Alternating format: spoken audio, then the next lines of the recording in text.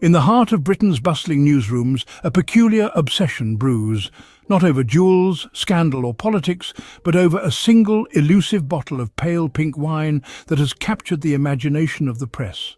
The as ever rose, meticulously crafted by Meghan, Duchess of Sussex, has become the latest object of media fascination, sparking endless headlines and heated debates. Ironically, this California wine is unavailable in the UK, making it even more desirable, a forbidden fruit for British journalists and wine lovers alike.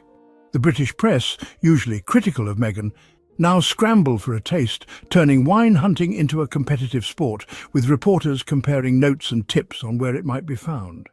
Editors strategize, correspondents speculate, and columnists dream of the day they can finally judge its quality for themselves, hoping to be the first to break the story. The story has shifted from a royal's lifestyle brand to a tale of transatlantic intrigue, with the wine acting as a symbol of the distance and fascination between Meghan and the British public. The more unattainable the wine, the more feverish the pursuit becomes, fueling rumours and wild speculation. The media's relentless chase has become the real story, a testament to their obsession and perhaps a reflection of their own longing for exclusivity and relevance. The wine's scarcity has only heightened its allure, turning it into a symbol of status and exclusivity. The chase is on, and the drama is delicious, each new development reported with breathless excitement, all for a glass of rosé, whose story has become as intoxicating as the wine itself. The journey of this wine is anything but ordinary.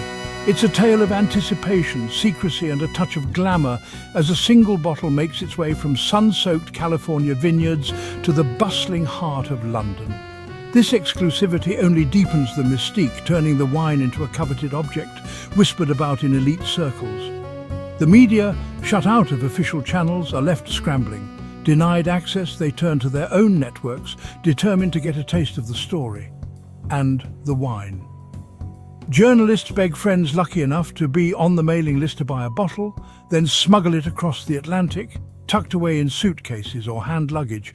All this effort inflates the wine's value and status, turning it into a symbol of exclusivity and desire. The chase itself highlights the oddities of modern celebrity. Meghan's limited release has transformed her wine into a status symbol, even among her critics and skeptics. Those who succeed in acquiring a bottle savour a small victory, relishing the thrill of the hunt as much as the wine itself. They've breached the velvet rope, joining an exclusive club of insiders who managed to get their hands on the elusive vintage. Now, with the bottle in hand, the real ritual begins, the all-important taste test, where anticipation meets reality in a single sip. The verdict will be delivered to a waiting public, eager to know if the wine lives up to the hype and the legend.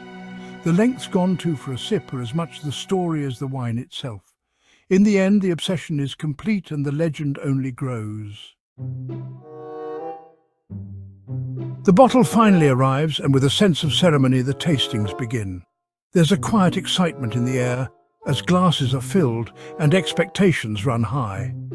At the Mail's Palace Confidential, anticipation quickly turns to mild disappointment. The wine is, in their words, perfectly fine, but nothing extraordinary. The staff exchange glances, searching for something to critique. It's a curious complaint, and perhaps a stretch, but a complaint nonetheless. The search for a scandal seems to outweigh the search for flavour. The Mail's team appears to have hoped for a disaster, a headline-worthy flop, but the wine simply refuses to cooperate with their narrative. Their review becomes less about the wine itself and more about reinforcing their own expectations, shaping the story to fit their preferred angle. Meanwhile, The Times takes a distinctly different approach, opting for expertise over tabloid drama. The contrast is stark and telling. The Mail finds fault, while The Times finds genuine quality. The professional verdict complicates the tabloid's preferred story, forcing them to reconsider their stance. Suddenly, Meghan's wine is no longer just a celebrity project. It's being recognized as a serious rose, worthy of attention in its own right. The narrative shifts almost overnight, and the critics are left scrambling to adjust their coverage. The wine now stands on its own merits, independent of its famous connections. The unexpected quality is the real twist in this story, catching everyone off guard. Even the harshest critics, faced with undeniable evidence, must pause and reconsider their opinions. The wine world's verdict is clear and surprising. Sommeliers and vintners focus on taste, not celebrity. They praise the wine's balance, fruit, acidity and clean finish. The Duchess's name is a footnote. The wine's quality is the headline. Even professionals note the higher alcohol, but see it as a stylistic choice, not a flaw. It's a bold Californian rose, confident and sun-drenched. The positive reviews from experts are hard to dismiss. The wine is judged on its own merits and found worthy. The conversation shifts, not is it good, but how is it this good? The wine's identity is rooted in its origin, not its maker's fame. The critic's narrative is forced to change. Across the Atlantic, American media also weigh in. The New York Post, known for its skepticism, is surprised to enjoy the wine. Their verdict: light, easy drinking and genuinely good. The rose's appeal crosses palates and politics. In America, Meghan is seen as a successful entrepreneur, not a royal controversy.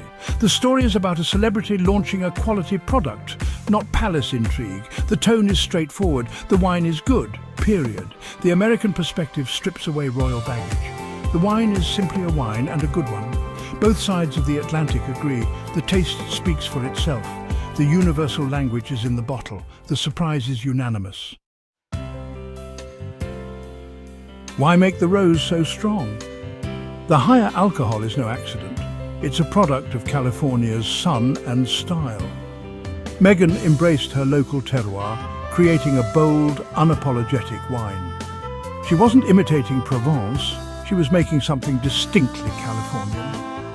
Perhaps after years in the spotlight, she thought the world needed a stronger drink. Maybe it's a playful nod to modern life. A rose with a bit more kick.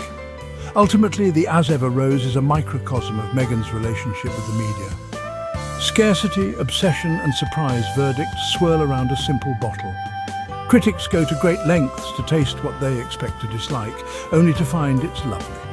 The wine reveals more about its observers than itself. As debates continue, one imagines Meghan, glass in hand, enjoying the California sun. Sometimes a good wine is just a good wine.